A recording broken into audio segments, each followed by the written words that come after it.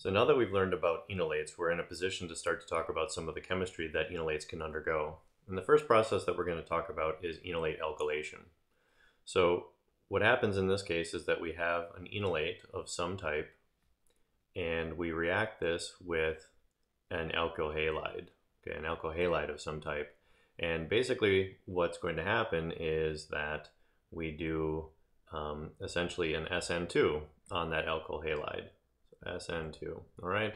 And then what we get out of that process is where we have formed a bond between that alpha carbon and that carbon that the halide was on, okay? And so that then looks like that, right? So that was the enolate carbon there, and then that carbon is there, all right? And so obviously the side product then is, right, so whatever metal counterion we had with the enolate, we're going to have that as the halide salt. So whatever X is going to be, okay? So that's just it's a very simple process. From the point of view of the enolate, it's just reacting with an electrophile.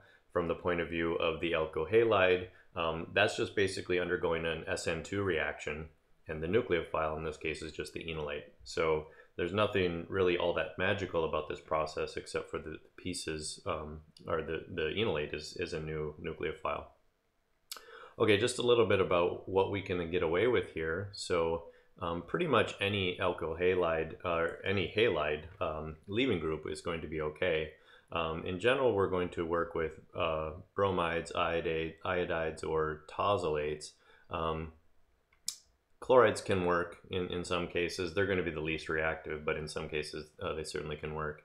And then in terms of what the actual organic component can be, there's a reactivity trend that's pretty much the same as you have learned for SN2 reactions. Okay, so primary is more reactive than secondary, and you pretty much can't do tertiary for enolate alkylations. So the reactivity trend would look something like, so we're going to expect allyl halides or benzylic halides to be really quite reactive.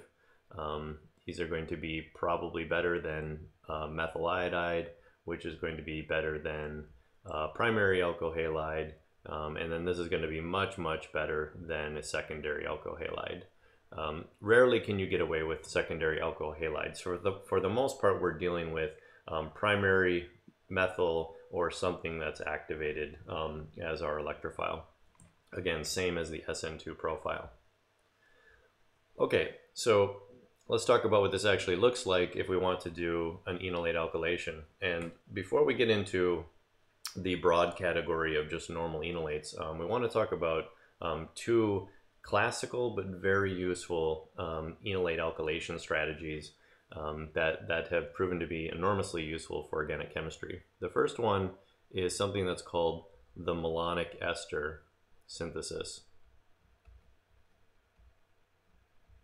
Okay, so what is this? All right, well, a malonic ester, or a malonate as it's often called, is just a compound like this, right? So malonic acid would be where these are both carboxylic acids, and so a malonate or a malonic ester just makes an ester of these. So ethyl ester, methyl ester, that doesn't matter. It's basically just two carboxyl groups on the same methylene. Remember that we talked about that these 1,3-dicarbonyl compounds are really quite acidic, and so we can deprotonate them very easily with an alkoxide base. So what we're going to do for the malonic ester synthesis is throw in a sodium alkoxide. Now, since we're dealing with the ethyl esters here, we're going to throw in sodium ethoxide, okay? If it was the methyl esters, we would throw in methoxide, or any other ester, we would throw in that corresponding alkoxide. And the reason is, as you know, is that a base, an alkoxide, can do a transesterification. So if we started off with the methyl ester and we used ethoxide, we would end up exchanging and get basically a statistical mixture of different esters, which is what we don't want. So the important part is that we have an alkoxide, and we're just going to match it up to whatever ester that we have. Okay, so sodium methoxide, and then we're just going to throw in our alkylating agent, whatever that's going to be. And so this will form the enolate of the malonate ester, and then we will do a enolate alkylation. So the product out of this process will be that alkylated malonate, right? So we'll just do that simple alkylation. Now, this thing is still acidic because it's only monosubstituted. We still have a proton there. So there is this potential still to keep going. So if we have two equivalents of the alkylating agent, we can actually go further and alkylate twice. Okay, so there is absolutely this potential to do a double alkylation. Okay, so there's monoalkylation and dialkylation. Now, practically speaking, it is possible to do either of these. So if you throw in one equivalent, you're going to get a pretty good conversion to just the monoalkylated.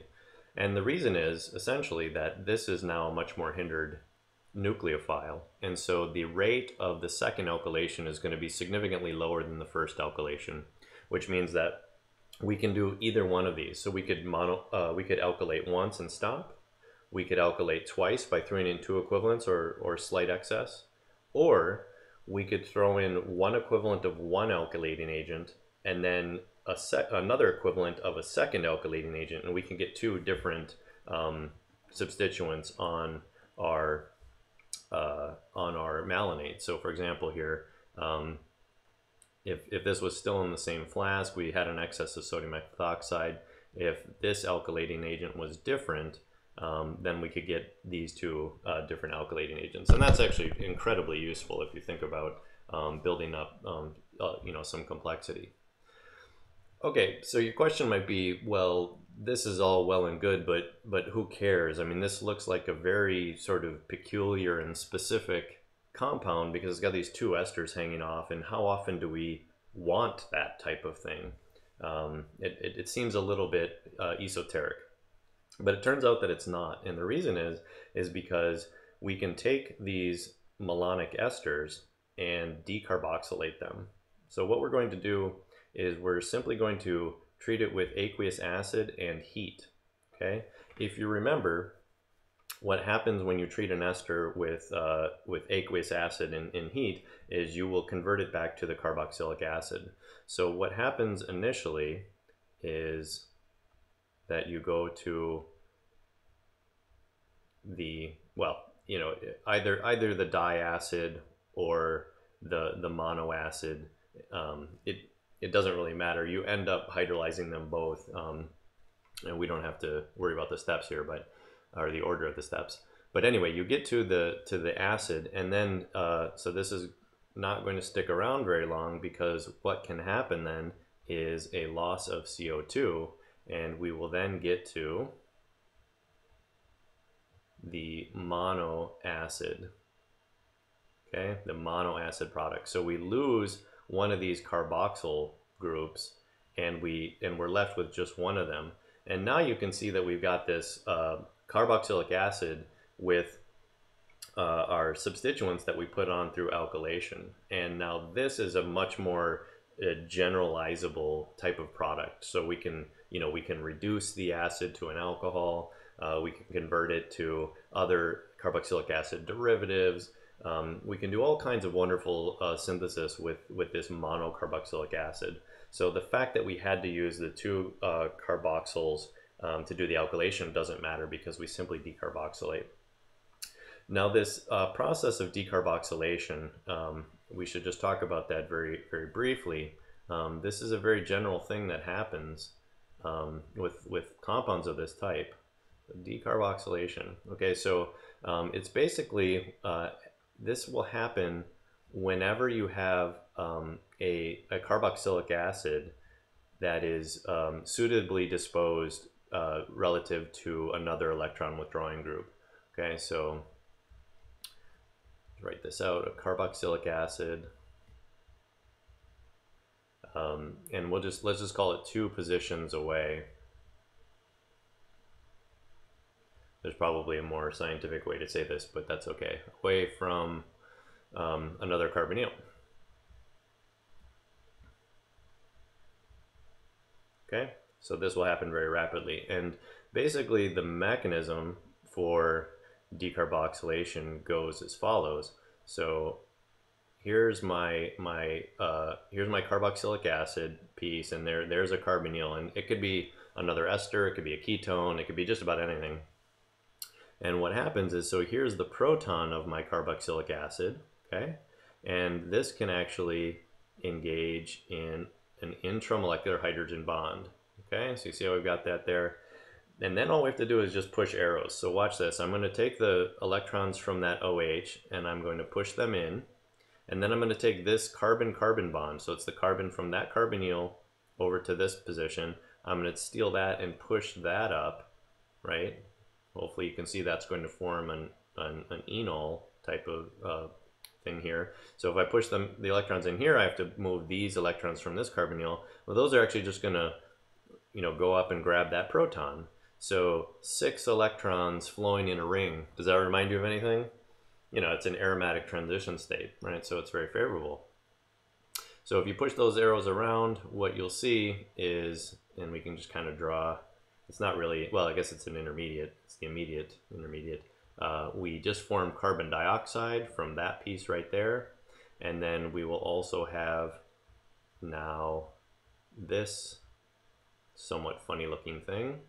So this is the enol form of a carboxylic acid. So if we simply let this tautomerize, we will get to the carboxylic acid, right? And so that proton then shifts down to the carbon. Okay, so it's just a keto-enol tautomerization of an acid. And that's how that works for any of these decarboxylations. So very useful process. All right, so let's just see a couple examples of this in action for the decarboxylation first. So here we have a diethyl malonate, okay, and let's say that let's just say we have a methyl group here. We alkylated with methyl iodide.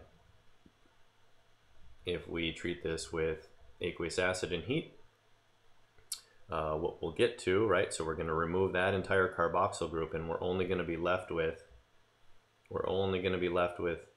this portion, okay? That's how you can sort of, remember this. And so what we're going to get to then as our product is the hydrolyzed and decarboxylated material. So we're going to get to propionic acid from that decarboxylation, okay? On the other hand, if we had a diethyl malonate and we had used 2 equivalents of methyl iodide to alkylate, so we have a gem dimethyl there. Okay, we do the same thing, and what we get to now is this carboxylic acid. This is isobutyric acid. Okay, and so again, that's the piece that we're left with, and we excise that carboxylate. Okay, so that's basically the decarboxylation process, and that's going to be what makes this malonic ester synthesis so useful.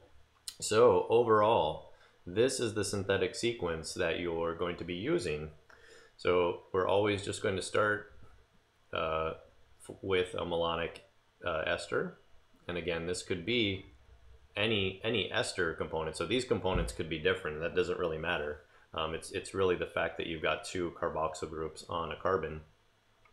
And we can do a number of very useful things, very useful sequences here. So I'll just show you a couple of examples. So let's say sodium methoxide and then butyl iodide. So that's going to alkylate with a butyl group, and that's just the straight chain and butyl iodide.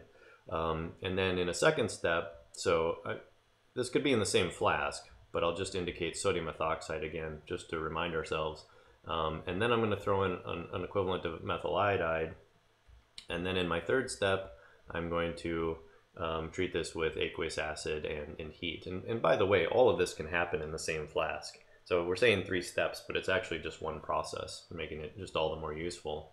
And at the end of the day, what we'll get out of this is this carboxylic acid. Okay, so how useful is that? We just take a simple malonate ester, and in one flask we just throw in all these things, and then we get this, you know, branched, reasonably complex carboxylic acid, and that's hugely useful. Okay, that's enormously useful to build up these sort of complex pieces. And then of course we already know some chemistry that allows us to utilize this handle to bring in other pieces and to functionalize. So we're really starting to have some pretty powerful tools at this point. Let me just show you one more here so that you can see just a slight variation of what we can do. So here's our malonate ester. Now we could throw in some just simple alkyl iodides, but what would happen if we threw in an alkylating agent that where we had two alkyl bromides in the same molecule? And obviously we have now the potential to form a ring, and that's really great. We haven't learned a lot of ring forming reactions to this point, at least for carbon-carbon or carbocycles. But this allows us to do this. So you know, this position can be alkylated twice, and if the alkylating agent can serve as an alkylating agent twice, we can form a ring. And so the final product for this reaction is going to be this cyclopentane carboxylic acid, right? So that's pretty darn useful, and really gives us a lot of power, and it doesn't cost. You know, the reagents are simple, they don't cost much, and it's very reliable chemistry. Now there's just one variant of this that we want to talk about, and there's really nothing different about it. It's just that the starting material is different, but it's also been a very classic thing to do for organic chemistry. So this is the acetoacetic acid synthesis, and I mean, I like this just for the name, acetoacetic acid synthesis, or ester synthesis. I guess it's probably better called acetoacetic ester synthesis. Okay, so this is exactly the same as the malonic ester synthesis, and we're just using a different starting material. So what we're going to use in this case is instead of a diester, okay, instead of a diester, we're using you know, this carbon here is flanked by one carboxyl and then one keto group. So this is the aceto group, aceto, and then this is the acetic ester. So it's the acetoacetic ester.